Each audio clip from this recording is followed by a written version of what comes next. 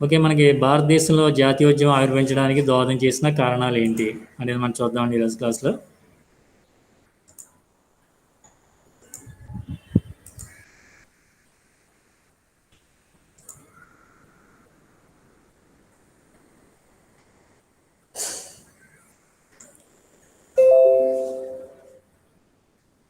Okay. Factors responsible for the rise of national consciousness in India. భారతదేశంలో జాతీయోద్యమం పుట్టు గురించి రాయమనిచ్చిన, భారతదేశంలో జాతీయోద్యమం ఆవిర్భావానికి దోహదం చేసిన కారణాల గురించి రాయమనిచ్చిన ఒకటి ఆన్సర్ అండి. ఇమేజ్ గమనిస్తే మనకి భారతదేశ జాతీయోద్యమంలో ముఖ్యమైన పాత్ర వహించిన వ్యక్తుల గురించి మనకి తెలుస్తుంది. ఓకే. మొదటిది ఏంటంటే బ్రిటిష్ వారి దోపిడీ పూరిత ఆర్థిక విధానాలు. భారతదేశంలో జాతీయోద్యమం ఆవిర్భవించడానికి మొదటి కారణం ఏంటంటే బ్రిటిష్ వారి దోపిడీ పూరిత ఆర్థిక విధానాలు. బ్రిటిష్ వారి యొక్క దోపిడీ పూరిత ఆర్థిక విధానాలు ఏం చేసినాయంటే రైతాంగాన్ని, అట్లాగే చేతివృత్తుల వారిని తీవ్ర అసంతృప్తికి గురి చేశాయండి. బ్రిటిష్ విధానాల వలన నష్టపోయిన మధ్యతరగతి ప్రజలు తదితర వర్గాలు ఏం చేశారంటే తీవ్ర అసంతృప్తికి గురయ్యారన్నమాట. బ్రిటిష్ పాలనకు వ్యతిరేకంగా భారతీయుల్లో నెలకొన్న ఈ అసంతృప్తి అనేది జాతీయోద్యమానికి ముడిసరుగ్గా పనిచేసినట్లు మనం చెప్పొచ్చు. సో భారతీయుల్లో జాతీయోద్యమం రావడానికి, జాతీయోద్యమం పుట్టుకకి లేదా భారతీయుల్లో జాతీయ చైతన్యం రావడానికి దోహదం చేసిన మొదటి కారణం ఏంటంటే బ్రిటిష్ వారి యొక్క దోపిడీ పూరిత ఆర్థిక విధానాలు. రెండోది ఏంటంటే భారతదేశంలో బ్రిటిష్ వారు సాధించిన రాజకీయ పాలనాపరమైన ఐక్యత. భారతదేశంలో బ్రిటిష్ వారు సాధించిన రాజకీయ పాలనాపరమైన ఐక్యత కూడా జాతీయోద్యమ ఆవిర్భావానికి మనం ప్రధాన కారణంగా చెప్పొచ్చు. అది ఎట్లాగంటే ఒకే విధమైన పాలనా వ్యవస్థ దేశవ్యాప్తంగా ఒకే విధమైన అసంతృప్తికి దారితీసింది. అట్లాగే అవినీతితో కూడిన బాధ్యతారహితమైన పాలనా వ్యవస్థ, అట్లాగే జోక్యంతో కూడిన న్యాయ వ్యవస్థ వంటి సమస్యలు భారతీయులను ఏకతాటిపైకి తెచ్చాయండి. అట్లాగే మరొక కారణం ఏంటంటే ఆధునిక రవాణా కమ్యూనికేషన్ సౌకర్యాలు. బ్రిటిష్ వారు ప్రవేశపెట్టిన ఆధునిక రవాణా కమ్యూనికేషన్ సౌకర్యాలు కూడా జాతీయ భావనకి దోహదపడ్డాయి. ఇప్పుడు ఈ భారతదేశంలో రైల్వేలను ప్రవేశపెట్టారు. భారతదేశంలో రైల్వేలను ప్రవేశపెట్టిన ఘనత ఎవరిదంటే అప్పటి బ్రిటిష్ ఇండియా గవర్నర్ జనరల్ అయిన లార్డ్ డలహౌసీ. లార్డ్ డలహౌసీ 1848 నుంచి 1856 వరకు బ్రిటిష్ ఇండియా గవర్నర్ జనరల్గా పనిచేశారు. ఆ సమయంలో 1853 ఏప్రిల్ 6వ తేదీన బొంబాయి నుంచి టానా వరకు 34 కిలోమీటర్ల మేర రైళ్లని ప్రవేశపెట్టడం జరిగిందన్నమాట. ఈ రైలు ప్రవేశపెట్టడం వల్ల ఏం జరిగిందంటే భారతీయుల మధ్య రైలు అనేవి భౌతిక దూరాన్ని తగ్గించాయి. ఇప్పుడు సపోజ్ మనం ఏదైనా ఊరు వెళ్ళాలనుకోండి, మన బంధువుల దగ్గర కానీ ఫ్రెండ్స్ దగ్గర కానీ బైక్ మీద అయితే మనం ఫాస్ట్గా వెళ్ళగలం. అదే ఆటో మీద, బస్ మీద అంటే ఆటో దొరకాలి, బస్ దొరకాలి, వెళ్ళాలి. అదే బైక్ అయితే మన చేతిలో పని కాబట్టి మనం ఫాస్ట్గా వెళ్ళగలమాట. అట్లాగే అప్పట్లో రైలు ప్రవేశపెట్టడం వల్ల జనాల మధ్య దూరం అనేది తగ్గిపోయింది అన్నమాట.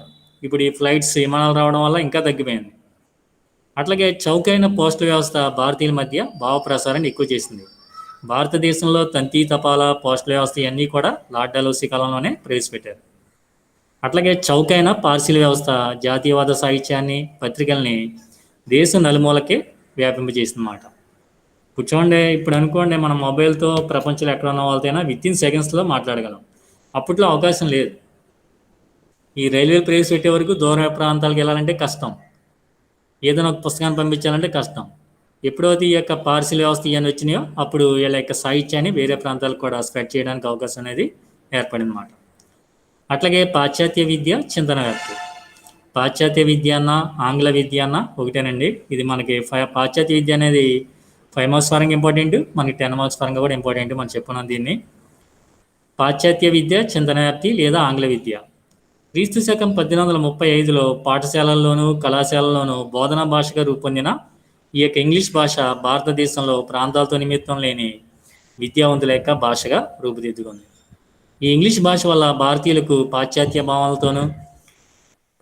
భావనలైన స్వేచ్ఛ, సమానత్వం, ప్రజాస్వామ్యం, సామ్యవాదం మొదలైన భావనలతో సంబంధం ఏర్పడిందన్నమాట. అంతకుముందు వరకు ఆంగ్ల భాషను అభ్యసించబోవడం వల్ల ఈ యొక్క భారతీయులకి స్వేచ్ఛ అంటే ఏంటి, సమానత్వం అంటే ఏంటి, డెమోక్రసీ ప్రజాస్వామ్యం అంటే ఏంటి, సోషలిజం సామ్యవాదం అంటే ఏంటి క్లియర్గా తెలియదు.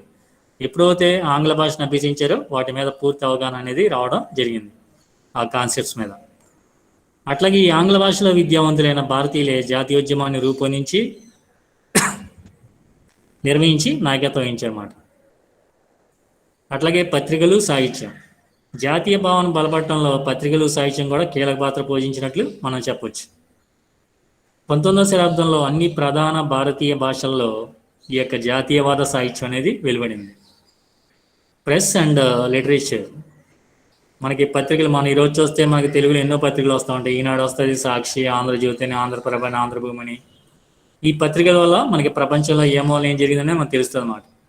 ప్రతి వ్యక్తి కూడా యాజ్ ఏ స్టూడెంట్ అని కాదు, ఎవరైనా కూడా ప్రతిరోజు ఒక న్యూస్ పేపర్ చదవడం వల్ల మనకి ఈ యొక్క ప్రపంచ రాజకీయాలు, భారతదేశ రాజకీయాలు, ఆంధ్రప్రదేశ్ రాజకీయాలు అన్నీ కూడా తెలుస్తాయి. మనకి జనరల్ నాలెడ్జ్ అనేది ఇంప్రూవ్ అయ్యే అవకాశం ఉంటుంది అన్నమాట. ముఖ్యంగా కాంపిటేటివ్ ఎగ్జామ్స్ రాసే వాళ్ళకి ప్రతిరోజు కూడా పేపర్ నాలెడ్జ్ అనేది ఉండాలన్నమాట.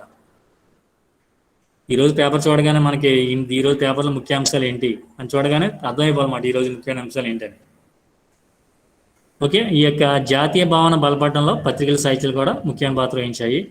మనకి బెంగాలీ భాషలో బంకించంద్ర చటర్జీ మన వందే మాతరం అనే గేయాన్ని తీసుకున్నాం. ఈ వందే మాతరం అనే గేయాన్ని ప్రముఖ బెంగాలీ కవి అయిన బంకించంద్ర చటర్జీ రచించిన ఆనందమఠ్ అనే నవల నుంచే ఈ యొక్క వందే మాతరం గీతాన్ని తీసినారు. అట్లాగే మరొక ప్రముఖ బెంగాలీ కవి, విశ్వకవి రవీంద్రనాథ్ ఠాగూర్ గారు కూడా అనేక గొప్ప రచనలు చేశారు.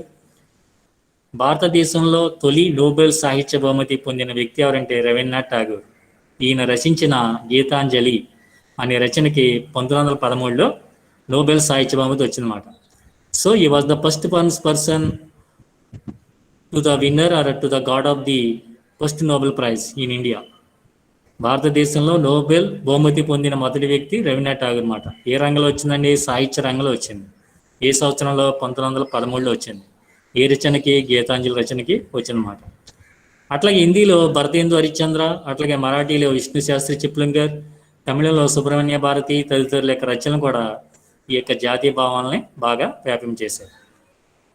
అలాగే శిశిర్ కుమార్ ఘోష్ స్థాపించిన అమృత బజార్ పత్రిక, అట్లాగే ది హిందూ సుబ్రహ్మణ్య అయ్యర్ స్థాపించిన ది హిందూ పత్రిక, అట్లాగే బాలగంగాధర్ తిలక్ స్థాపించిన కేసరి, మరాఠా పత్రికలు, ఇంకా ఇతర పత్రికలు ఎన్నో కూడా భారతీయుల్లో జాతీయ భావాల్ని బాగా మోటివేట్ చేయడం జరిగింది. సో పత్రికలు, సాహిత్యం కూడా భారతదేశంలో జాతీయోద్యమం పుట్టుకకి ఒక ముఖ్యమైన పాత్ర వహించినట్లు మనం చెప్పొచ్చండి.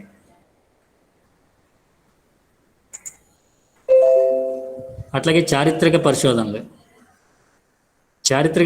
కూడా జాతీయోద్యమానికి దోహదపడ్డాయి.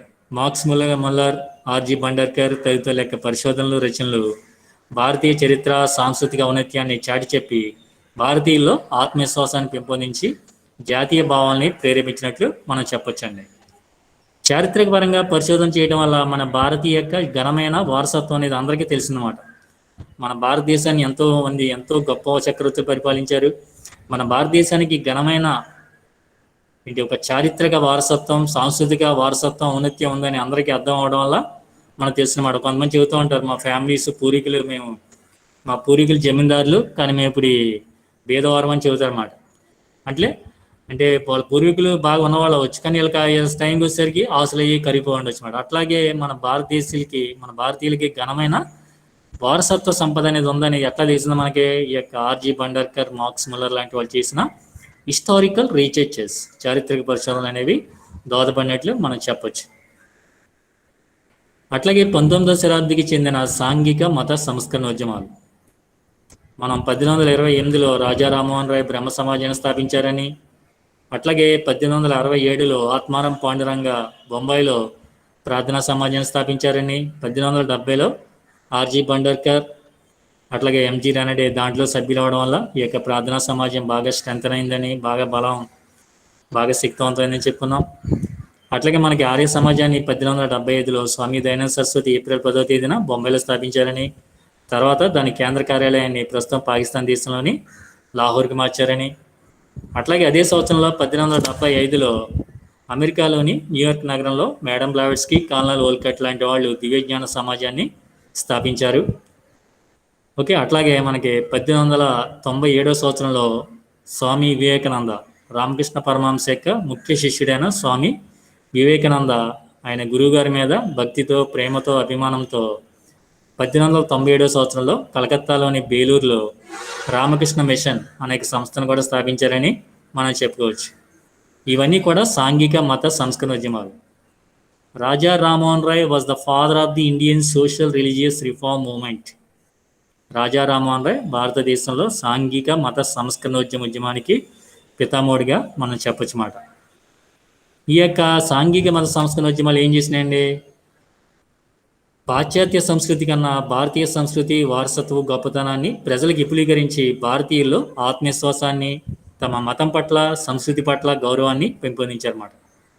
భారతీయులకి పరిపాలనా శక్తి లేదని, వారు ఎప్పుడూ తమను తాము పాలించుకోలేదని, హిందువులు ముస్లింలు ఎల్లప్పుడూ కలహించుకుంటారని ఆంగ్లేయులు చేసే ప్రచారాలని ఈ యొక్క సంఘ సంస్కర్తలు తమ బోధన ద్వారా త్రిప్పికొట్టి ప్రజల్లో చైతన్యాన్ని కలిగించినట్లు మనం చెప్పొచ్చండి. అట్లాగే ఆంగ్లేయులకి జాత్యాంకరం అనేది వారి సామాజిక ప్రత్యేకత. ఇమేజ్లో మనం గమనిస్తే ఈ యొక్క స్వతంత్రోద్యమ నాయకులు, ఫ్రీడమ్ ఫైటర్స్ మనం చూడొచ్చు అన్నమాట. భగత్ సింగ్ అని, సుభాష్ చంద్రబోస్ అని, మహాత్మా గాంధీ గారు, జవహర్లాల్ నెహ్రూ, సర్దార్ వల్లభాయ్ పటేల్, సైమన్ బహిష్కరణ ఉద్యమం నాటి ఇమేజెస్. ఓకే, మనకి ఎంతోమంది ఉన్నారు దీంట్లో. సరోజినీ నాయుడు, చంద్రశేఖర్ ఆజాద్, బాలగంగాధర్ తిలక్, మంగళ పాండే, ఎంతోమంది దేశం కోసం ప్రాణాలు అర్పించిన వాళ్ళు దీంట్లో ఉన్నారన్నమాట. నెక్స్ట్ మనకి ఆంగ్లేయులకి జాత్యాంకరం అనేది వారి సామాజిక ప్రత్యేకత పరంగా మనం చెప్పాలంటే, ఇంగ్లీష్ వారు బహిరంగంగానే జాతి వివక్షను ప్రదర్శిస్తూ వచ్చారన్నమాట. వాళ్ళు ప్రత్యక్షంగానే జాతి వివక్ష అంటే ఏంటి? నేషనల్ డిస్క్రిమినేషన్ లేదా నేషనల్ పార్షియాలిటీ ప్రదర్శిస్తూ వచ్చారన్నమాట. అట్లాగా ఉద్యోగుల భర్తీలో, అట్లాగే న్యాయపాలనలో, అట్లాగే ఉద్యోగస్తుల జీతభత్యాల విషయంలోనూ వారు జాతి వివక్ష ప్రదర్శిస్తూనే వచ్చారన్నమాట. భారతీయుల యొక్క సొంత విషయాల్లో కూడా ఈ వివక్ష అనేది కొనసాగింది. భారతీయులు ఇది అవమానంగా భావించి ఇంగ్లీష్ వారికి వ్యతిరేకులై జాతీయ భావాన్ని పెంపొందించుకున్నట్లు మనం చెప్పొచ్చండి. అట్లాగే నెక్స్ట్ కాజ్ ఏంటంటే, భారతదేశంలో జాతీయోద్యమం ఆవిర్భించడానికి మరొక ముఖ్యమైన కారణం ఏంటంటే లార్డ్ లిట్టన్ యొక్క ప్రతీకారాత్మకమైన పాలన. ఈ లార్డ్ లిట్టన్ 1876 నుంచి 1880 వరకు బ్రిటిష్ ఇండియా గవర్నర్ జనరల్ మరియు వైస్రాయ్గా పనిచేశాడు. ఇక్కడ బ్రిటిష్ ఇండియా గవర్నర్ జనరల్ మరియు వైస్రాయ్ అంటే ఏంటంటే, గవర్నర్ జనరల్ అంటే స్వదేశీ సంస్థానాలతో వ్యవహరించేటప్పుడు గవర్నర్ జనరల్ని పిలుస్తాం. అదే బ్రిటిష్ ఇండియాని పరిపాలించేటప్పుడు మనం గవర్నర్ జనరల్ని పిలుస్తాం. స్వదేశీ సంస్థానాలను పరిపాలించేటప్పుడు, వాటితో వ్యవహరించేటప్పుడు వైస్రాయ్ లేదా రాజ్య ప్రతినిధి అని మనం పిలవడం జరుగుతుంది. లార్డ్ లిట్టన్ తన పరిపాలనా కాలంలో ప్రవేశపెట్టిన వెర్నాక్యులర్ ప్రెస్ యాక్ట్ వల్ల భారతీయ పత్రికా స్వేచ్ఛ అనేది హరించబడింది. ఇమేజెస్లో కనిపిస్తున్న వ్యక్తి లార్డ్ లిట్టన్. ఈయన 1876 నుంచి 1880 వరకు బ్రిటిష్ ఇండియా గవర్నర్ జనరల్ మరియు వైస్రాయ్గా పనిచేశారు.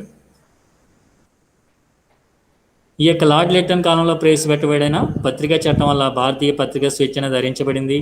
అట్లాగే ఈ యొక్క లార్డ్ లిట్టన్ ప్రవేశపెట్టిన ఆయుధ చట్టంతో భారతీయుల్ని నిరాయుధాలుగా చేశాడన్నమాట. ఈ ఆయుధ చట్టం వల్ల భారతీయులు ఎవరు కూడా ఆయుధాలు ధరించరాదని వాళ్ళని నిరాయుధులుగా చేయడం జరిగింది. అంతేకాకుండా ఇండియన్ సివిల్ సర్వీస్ పరీక్ష రాయడానికి వయో పరిమితిని కావాలని ఇతడు 21 సంవత్సరాల నుంచి 18 సంవత్సరాలు తగ్గించాడన్నమాట. ఇందువల్ల భారతీయులు ఉన్నతమైన ఉద్యోగాలను సాధించడానికి అవకాశాలని తక్కువ చేయడానికి ఈ విధమైన చర్య తీసుకున్నారని భారతీయులందరికీ కూడా అర్థమైంది. ఇటువంటి లిట్టన్ చర్యలన్నీ కూడా భారతీయులను రెచ్చగొట్టి మనల్ని జాతీయ భావాల వైపు ప్రేరేపించడానికి చెప్పడంలో ఎటువంటి సందేహం లేదు. అట్లాగే controversy of Ilbert bill. Ilbert bill వివాదం 1883లో వచ్చింది. ఈ బిల్ వివాదం 1883లో అప్పటి బ్రిటిష్ ఇండియా గవర్నర్ జనరల్ మరియు వైస్రాయ్ అయిన లార్డ్ రిప్పన్ ఏం చేశారంటే, న్యాయ వ్యవస్థలో జాతి వివక్షతను తొలగించేందుకు రూపొందించిన బిల్లే ఎల్బర్ట్ బిల్ మాట. ఈ ఎల్బర్ట్ బిల్ వల్ల భారతీయుడు కూడా ఈ యొక్క ఐరోపా నేరస్తుల్ని విచారించే అధికారాన్ని సంపాదించాడు. భారతీయులు కూడా అత్యున్నతమైన న్యాయ పదవుల్ని అధిరోహించే అవకాశం ఏర్పడింది. ఇది ఐరోపాలో అవమానంగా భావించి మన చేత పాలించబడే వాళ్ళు మనల్ని విచారించడం ఏంటనేది ఒక చిన్న విషయంగా గిల్టీగా భావించి ఏం చేశారంటే, ఎల్బర్ట్ బిల్కి వ్యతిరేకంగా వాళ్ళు వ్యవస్థీకృతమైన ఆందోళన చేశారన్నమాట. శ్వేత జాతీయులందరూ కూడా. ఎప్పుడైతే శ్వేత జాతీయులందరూ కూడా ఈ యొక్క వ్యవస్థీకృతమైన ఆందోళన చేశారో, అప్పుడు లార్డ్ లిప్పన్ దీనికి తలొగ్గి ఈ యొక్క ఎల్బర్ట్ బిల్ని కొంతవరకు సవరించడం జరిగింది. దాని ప్రకారం ఏంటంటే, సపోజ్ ఐరోపా ఖైదీల్ని విచారించేటప్పుడు 10 మంది న్యాయమూర్తులు ఉన్నారనుకోండి, దాంట్లో కంపల్సరీ ఐరోపా వాళ్ళు 5 న్యాయమూర్తులు ఉన్నారన్నమాట. ఆ విధంగా ఆ బిల్లుని సవరించడంతో ఈ యొక్క ఆందోళన అనేది సద్దుమణిగింది. ఎప్పుడైతే ఈ యొక్క శ్వేత జాతీయులు లేదా బ్రిటిష్ వారు ఈ యొక్క ఎల్బర్ట్ బిల్కి వ్యతిరేకంగా ఆందోళన చేశారో, అది భారతీయులకి చెంపపెట్టులాగా కనువిప్పు కలిగించి జాతీయ సమైక్యత ఆవశ్యకతని బాగా చాటి చెప్పినట్లు మనం చెప్పొచ్చండి. పై విధమైన కారణాలు భారతీయుల్లో జాతీయోద్యమాన్ని కలిగించాయని మనం చెప్పొచ్చు. ఈ విధంగా భారతీయుల్లో జాతీయోద్యమం పుట్టింది. మనకి ఎప్పుడైనా కూడా 10 మార్క్స్ రేపు పొద్దున ఎగ్జామ్లో, మెయిన్ ఎగ్జామ్లో మీకు భారతీయుల్లో జాతీయోద్యమం పుట్టుకకు కారణం గల గురించి ఏమన్నా భారతదేశంలో జాతీయ చైతన్యం ఎవరు పెంచడానికి దోహదం చేసిన కారణాలన్నా ఒకటేనండి ఆన్సర్. భారతదేశంలో జాతీయోద్యమం అనేది మొట్టమొదటిసారిగా 1885 డిసెంబర్ 28వ తేదీన స్థాపించబడిన భారత జాతీయ కాంగ్రెస్ ద్వారా వ్యవస్థీకృత రూపం సంతరించినట్లు మనం చెప్పొచ్చండి. ఈ ఇమేజ్లో కనిపిస్తున్న వ్యక్తే ఏవో హ్యూమ్. ఈ ఇమేజ్లో కనిపిస్తున్న వ్యక్తే A O Hume, Allan Octavius Hume. He was the father of the Indian national Congress. భారత జాతీయ కాంగ్రెస్ పితామహుడే A O Hume, Allan Octavius Hume. ఇతడు రిటైర్డ్ అయిన బ్రిటిష్ సివిల్ సర్వీస్ ఉద్యోగి. He belongs to Britain country. ఇతడు బ్రిటిష్ జాతీయుడు, కానీ ఈ యొక్క భారత జాతీయ కాంగ్రెస్ అనే ఒక సంస్థని ఎందువల్ల స్థాపించేది ఏంటని మనం చూద్దాం. ఈ భారత జాతీయ కాంగ్రెస్ అనేది 1885 సంవత్సరం డిసెంబర్ 28వ తేదీన బొంబాయిలోని సర్ గోకుల్దాస్ తేజ్పాల్ సంస్కృత కళాశాల ఆవరణలో స్థాపించబడింది. ఈయన గుర్తుగా ఒక స్టాంపును కూడా విడుదల చేయడం జరిగిందండి. బొంబాయిలో జరిగిన ప్రథమ భారత జాతీయ కాంగ్రెస్ సమావేశానికి దేశం నలుమూల నుండి 72 మంది ప్రతినిధులు హాజరయ్యారండి. ఈ మొదటి సమావేశానికి. ఈ యొక్క భారత జాతీయ కాంగ్రెస్ ప్రథమ సమావేశానికి అధ్యక్షత వహించింది ఎవరంటే ఉమేష్ చంద్ర బెనర్జీ, డబ్ల్యూసి బెనర్జీ. 1891లో జరిగిన నాగపూర్లో జరిగిన భారత జాతీయ కాంగ్రెస్ సమావేశానికి అధ్యక్షత వహించిన తొలి ఆంధ్రుడు ఎవరంటే పూనపాకం ఆనందాచార్య లేదా పి ఆనందాచార్య. అట్లాగే భారత జాతీయ కాంగ్రెస్కి అధ్యక్షత వహించిన తొలి మహిళ ఎవరంటే అనీ బెసెంట్. ఈమె ఐర్లాండ్ దేశస్థురాలు. 1917లో కలకత్తాలో జరిగిన భారత జాతీయ కాంగ్రెస్ సమావేశానికి ఈమె అధ్యక్షత వహించారు. భారత జాతీయ కాంగ్రెస్ అనేది ఎప్పుడైతే 1885లో స్థాపించబడిందో అప్పటి నుంచి ప్రతి సంవత్సరం కూడా ఒక నగరంలో సమావేశం అవ్వడం అనేది ఆనవాయితీగా జరిగింది. అట్లాగే భారత జాతీయ కాంగ్రెస్ సమావేశానికి అధ్యక్షత వహించిన తొలి భారతీయ మహిళ అయితే సరోజినీ నాయుడు అండి. ఇందాక మనం తొలి మహిళ అయితే అనీ బెసెంట్ అని చెప్పుకున్నాం. తొలి భారతీయ మహిళ అయితే సరోజినీ నాయుడు. ఈమె 1925లో ఉత్తరప్రదేశ్లోని కాన్పూర్లో జరిగిన భారత జాతీయ కాంగ్రెస్ సమావేశానికి ఈమె అధ్యక్షత వహించారన్నమాట. అట్లాగే మహాత్మా గాంధీ అధ్యక్షత వహించిన తొలి భారత జాతీయ కాంగ్రెస్ సమావేశం ఏంటంటే 1924లో బెలగాంలో జరిగిన భారత జాతీయ కాంగ్రెస్ సమావేశానికి అధ్యక్షత వహించింది ఎవరంటే మహాత్మా గాంధీ. ఈయన భారత జాతీయ కాంగ్రెస్ సమావేశాలు ఎన్నో జరిగినాయి, కానీ 1924లో జరిగిన బెలగాంలో జరిగిన సమావేశానికి ఈయన అధ్యక్షత వహించినట్లు మనం చెప్పొచ్చండి. ఈ విధంగా ఎప్పుడైతే భారత జాతీయ కాంగ్రెస్ అనే ఒక సంస్థ ఏ విధంగా ఏర్పడిందో ఆ సంస్థ ఏర్పడిన దగ్గర నుంచి ఈ యొక్క భారత జాతీయోద్యమం అనేది ఒక సంస్థాగతంగా వ్యవస్థీకృత రూపంలో జరిగి 3 దశల్లో జరిగి భారతదేశానికి 1947 ఆగస్టు 15వ తేదీన స్వతంత్రాన్ని సంపాదించిందని మనం చెప్పొచ్చండి.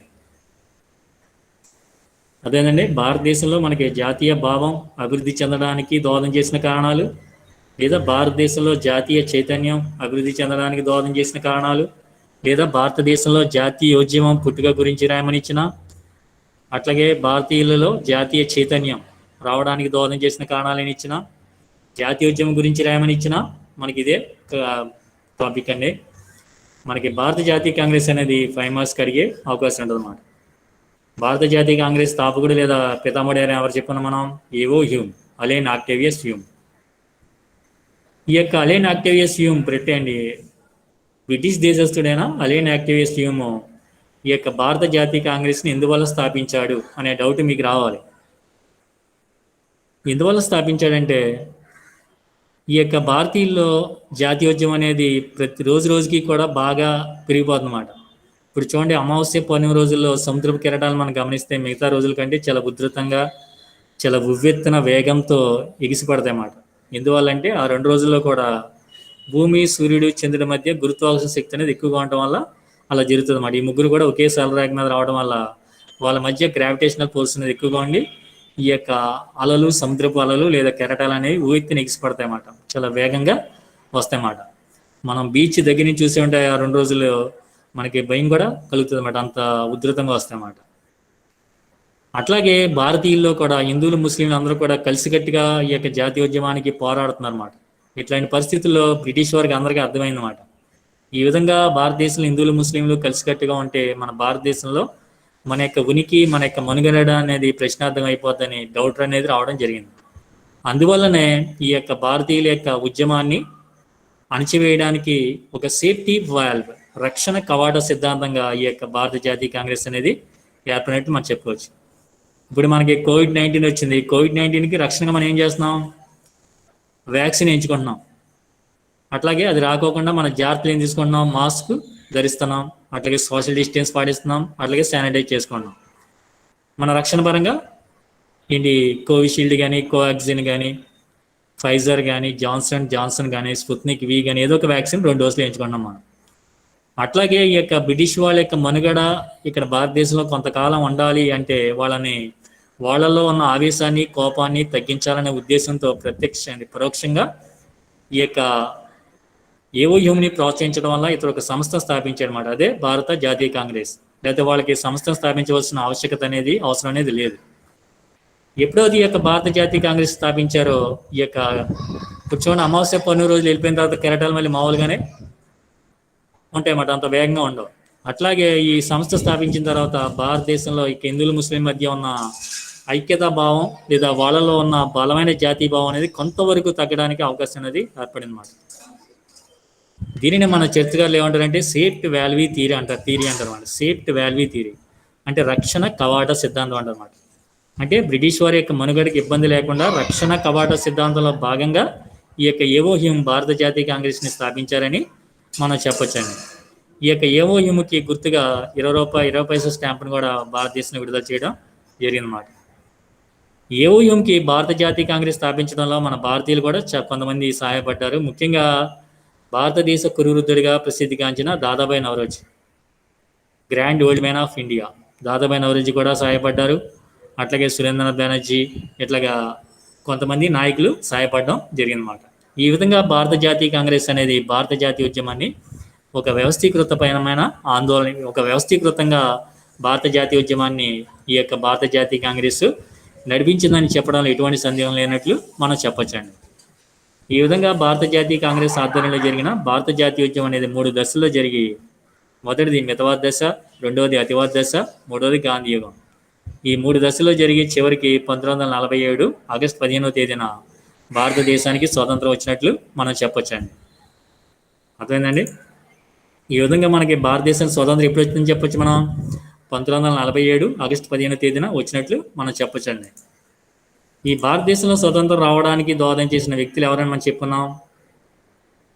చాలామంది ఎంతోమంది వాళ్ళ యొక్క ప్రాణాలని త్యాగం చేశారు, ఎంతోమంది వాళ్ళ యొక్క కెరీర్ని కూడా త్యాగం చేశారు. సుభాష్ చంద్రబోస్ లాంటి వారు అత్యున్నతమైన సివిల్ సర్వీస్ ఉద్యోగాన్ని కూడా వదులుకుని వచ్చి భారతదేశానికి పాటుపడ్డారు. ఎంతోమంది 3 పదుల వయసు నిండకుండానే మన దేశం కోసం ప్రాణాలు అర్పించిన త్యాగశీలులు కూడా ఉన్నారు. కొంతమంది మనకి 18 సంవత్సరాల వయసులో కూడా ఉరికమ్మ ఎక్కిన మహానుభావులు కూడా ఉన్నారు. వీళ్ళందరికీ కృషి ఫలితమే మనకి భారతదేశంలో ప్రస్తుతం మనం అనుభవిస్తున్న స్వతంత్రం మాట. 3 శతాబ్దాల పాటు మనం బ్రిటిష్ వారి బానిసత్వంలో, బ్రిటిష్ వారి వలస పాలనలో మనం మగ్గిపోయాం. వీళ్ళందరి కృషి వల్ల, వీళ్ళందరి యొక్క త్యాగ నిరతి వల్ల మనం భారతదేశంలో స్వతంత్రాన్ని సంపాదించినట్లు మనం చెప్పొచ్చండి. ఓకే, దీంట్లో ఎవరికైనా డౌట్స్ ఉన్నాయమ్మా? డియర్ స్టూడెంట్స్, ఎవరికైనా డౌట్స్ ఉంటే అడగచ్చు. ఝాన్సీ, తరుణ్, కీర్తి, ఉదయ్ కిరణ్. ఓకే, నేను చెప్పింది అర్థమైంది కదండి. రేపు 12 గంటల తర్వాత ఎవరు తెచ్చినా నేను తీసుకోనండి. ఎందుకంటే నేను ఆల్రెడీ అప్పటి వరకు చూసి నేను ఆబ్సెంట్స్ రాసేస్తాను అందు గురించి. కాబట్టి మీ ఫ్రెండ్స్కే చెప్పండి. కీర్తి అర్థమైందమ్మా నీకు? కీర్తి, తరుణ్, కేశరత్నం కూడా చెప్పండి. రాసిన వాళ్ళు కూడా తీసుకురావాలమ్మా. రాయని వాళ్ళు పంపించాలి, అవి తీసుకురావాలి. రాసిన వాళ్ళు అవి తీసుకొచ్చి ఇవ్వాలండి. అట్లాగే అండి, ఆ 2 జరగాలి. సరే అండి, అలా మనం